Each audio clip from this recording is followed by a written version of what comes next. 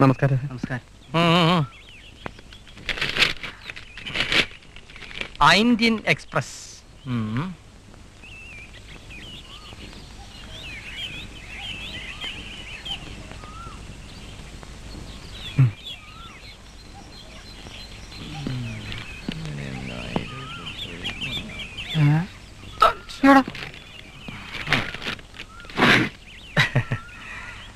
ആരാ മനസ്സിലായില്ല എന്ന് ചോദിക്കാൻ പോവായിരിക്കും. ഞാൻ CM-ന്റെ അളിയൻ അനിയൻപിള്ള. എന്താ ഇവിടെ എന്നായിരിക്കും അടുത്ത ചോദ്യം. ഞാൻ ഇല്ലെങ്കിൽ അളിയനില്ല, അളിയനില്ലെങ്കിൽ മന്ത്രിസഭയില്ല. സർ, എനിക്കൊരു സഹായം ചെയ്യണം. സാർ എന്ന് വിളിച്ച് അകലം കൂട്ടാതിരിക്കൂ. അനിയൻപിള്ള എന്നും അബലകൾക്ക് വേണ്ടി മാത്രമാണ്. പ്രശ്നം പറയൂ. ഞാനൊരു അംഗൻവാടി ടീച്ചറാണ്. ടീച്ചേഴ്സ് അസോസിയേഷന്റെ സെക്രട്ടറിയാണ്. മന്ത്രിയെ ഒന്ന് കാണണം. എന്തിന്? ഒരു പരാതി കൊടുക്കാൻ. ഈ മന്ത്രി വിചാരിച്ച ഒരു ചുക്ക് നടക്കില്ല. എന്നോട് പറയാം, എന്തും പറയാം, ഞാൻ നടത്തി തരാം. കുട്ടി എന്നെ തെറ്റിദ്ധരിച്ചിരിക്കുന്നു. ഞാൻ പറഞ്ഞത്, ഞാൻ വരച്ച വരയ്ക്കപ്പുറത്ത് എന്റെ അളിയൻ ചാടില്ല. ഇനി അഥവാ ചാടിയാൽ അയാൾ പോയിട്ടേ വരാം.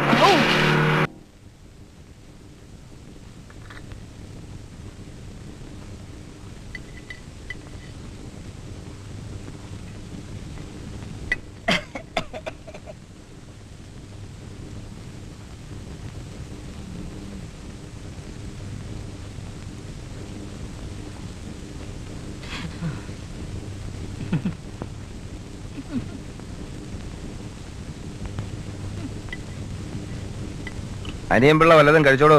കഴിച്ചാ ഉടനെ പുറപ്പെട്ടോളാൻ പറയും. അതുകൊണ്ട് കഴിച്ചില്ല. ഒരാഴ്ചത്തേക്കൂടെ എനിക്ക് സമയം തരണം. അതിനിടയിൽ എന്തെങ്കിലും ഒരു പണി ഒപ്പിക്കണം. എന്നിട്ട് ഞാൻ പോക്കോളാം. കഴിഞ്ഞ ദിവസം പാളയം മാർക്കറ്റിനടുത്ത് CM-ന്റെ കാറ് കിടക്കുന്നതായിട്ട് അറിഞ്ഞു. അതൊരു ഇഷ്യൂ ആയി. അതിൽ അനിയൻപിള്ളയ്ക്ക് എന്താ പങ്ക്? കുറച്ച് നല്ല മുറുക്കാൻ ചവയ്ക്കണമെന്നുണ്ടായിരുന്നു. ഇവിടെ എങ്ങും അത് കിട്ടിയില്ല. സ്വന്തം അളിയനാണല്ലോ എന്നുള്ള സ്വാതന്ത്ര്യം കൊണ്ട് ചെയ്തു പോയതാണ്. അതൊരപരാധമായിട്ട് കാണരുത്. മുറുക്കാൻ വാങ്ങിക്കാൻ മുഖ്യമന്ത്രിയുടെ കാറ്. അനിയൻപിള്ള ചേട്ടൻ അത് ചെയ്തത് ഏതായാലും ശരിയായില്ല. അതെന്ന് പറയണ്ട, ഇയാൾ ചെയ്തിട്ടുള്ളത് ഏതാ ശരിയായിട്ടുള്ളത്?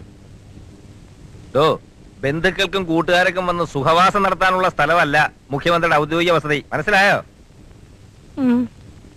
എന്റെ ഭാര്യ സുമയും താനുമായിട്ടുള്ള ബന്ധുത്വം എങ്ങനെയാ? അല്ല, പെങ്ങടെ വകയിലുള്ള വല്യമ്മയുടെ രണ്ടാം സംബന്ധക്കാരന്റെ വളർത്തുമകൻ. അതെ. അല്ല, ഒന്നുമില്ലല്ലോ. അളിയനെല്ലാം അറിയാമല്ലേ? അളിയനെന്ന് മൈക്ക് വെച്ച് വിളിച്ചു പറഞ്ഞാൽ നാറ്റിക്കരുത്. എന്ത് പറഞ്ഞാലും കേക്കില്ല. ഇറക്കി വിട്ടാലോട്ട് പോകത്തൂലെന്ന് പറഞ്ഞാ.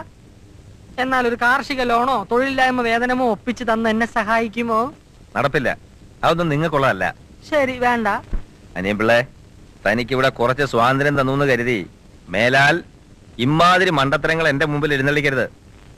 പലതും നടത്തി കൊടുക്കാമെന്ന് പറഞ്ഞ താൻ ആളുകളുടെ 50-100 വെച്ച് പിരിക്കുന്നുണ്ടെന്ന് ഞാൻ അറിഞ്ഞു. പച്ച കള്ളം. ലോക്കൽ കമ്മിറ്റി സെക്രട്ടറിയും കൂടെ വന്ന 2 പേരും എന്നോട് പറഞ്ഞേ. ഇനി അവന്മാര് പിരിച്ചിട്ട് പാവപ്പെട്ട എന്റെ തലയെ കെട്ടി വെച്ചാണ്. ഒരുമാതിരി അനാവശ്യം പറയരുത്. ഇപ്പൊ തന്നെ സ്ഥലം വിട്ടോണം. മേലവിടെ കണ്ടുപോകരുത്. ലാസ്റ്റ് ബസ് ഇപ്പൊ പോയി കാണും. നാളെ നേരം എടുത്ത് ഫസ്റ്റ് വണ്ടിക്ക് ഞാൻ പോകൂല. ബ്രേക്ക്ഫാസ്റ്റ് കഴിച്ചിട്ടേ പോവൂ. അതിന് ഈ സാധുവിനെ കുറ്റം പറയരുതേ.